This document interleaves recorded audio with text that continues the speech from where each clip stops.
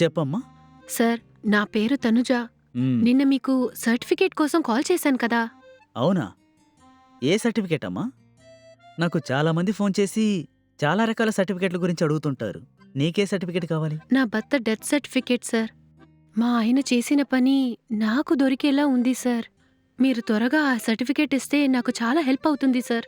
మీరు లేట్ చేయకుండా ఆ సర్టిఫికేట్ ఇస్తే నాకు వెంటనే జాబ్ దొరుకుతుంది సార్. Please sir. సరే, మీరు అడిగారు కదా, నేను సాయం చేస్తాను. చాలా థ్యాంక్స్ సార్.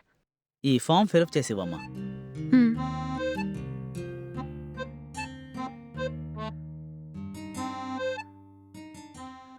తీసుకోండి సార్. ఇదేనా మీ నెంబర్? అవును సార్. ఇక మీరు వెళ్ళండి, నేను మీకు కాల్ చేస్తాను. చాలా థ్యాంక్స్ సార్. మ్,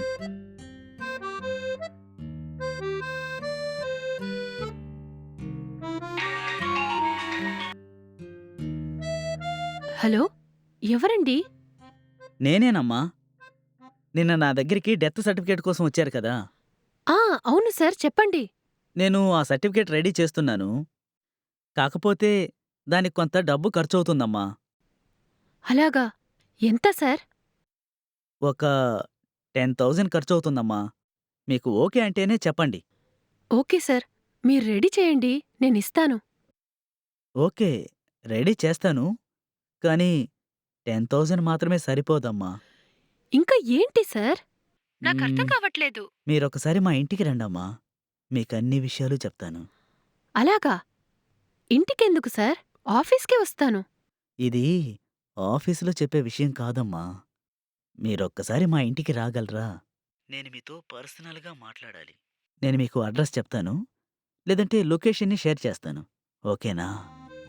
సరే సార్. Sir, certificate. రా, లోపలికి రా. మ్,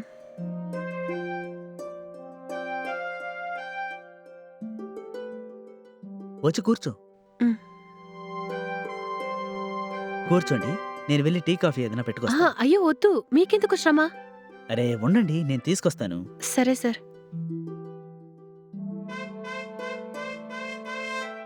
ఇదిగోండి, టీ తీసుకోండి. అయ్యో, నాకు వద్దండి. అరే తీసుకోండి, ఇందులో మొత్తం మందేమీ కలపలేదు. కంగారు పడకండి. ఆ. ఆ,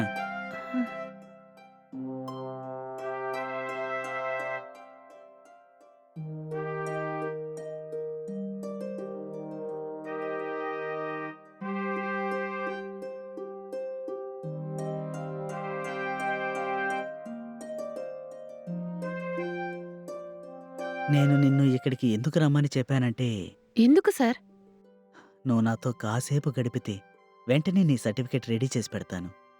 మీరు గనక ఇలా చేస్తే మీరు నాకు ఒక్క రూపాయి కూడా ఇవ్వాల్సిన అవసరం లేదు. ఓకేనా? ఏంటి సార్ ఇలా అంటున్నారు? నీకు ఓకే అంటేనే చెప్పు, లేదంటే పర్వాలేదు. నీకు ఈ సర్టిఫికేట్ కావాలంటే చాలా టైం పడుతుంది. నువ్వు ఇప్పుడు ఓకే అన్నావనుకో, నేను వెంటనే రెడీ చేసి పెడతా. సార్, నేను మిమ్మల్ని చాలా మంచివారని అనుకున్నాను. నేను నా భర్త చనిపోయిన బాధలో ఉన్నప్పుడు మీరిలా మాట్లాడడం కరెక్ట్ కాదు సార్. మీ ఫ్యామిలీలో ఉన్న ఎవరికైనా ఇలా జరిగితే మీరిలాగే మాట్లాడతారా? ఓకేమ్మా, నీకు ఇంట్రెస్ట్ లేకపోతే పర్వాలేదు. ఇలా మీరు ఎవర్ని అడక్కండి సార్. ఒక స్త్రీకి భర్త లేకపోతే అందరూ మీలాగే తప్పుగా చూస్తున్నారు. కాని నేను ఎంత ఇబ్బందిలో ఉన్నానో ఎవరికీ అర్థం కావట్లేదు. అందరూ నా శరీరం గురించి ఆలోచిస్తున్నారు కాని నేను పడే వేదన ఎవరూ పట్టించుకోలేదు. Worst sir. మీరు మాత్రం కాదు, ఈ సమాజంలో చాలా మంది ఇలాగే ఉన్నారు. ఇక నేను వెళ్తాను సార్.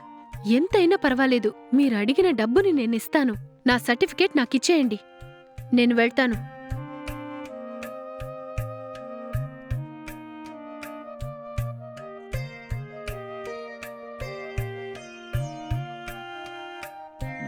ఛ!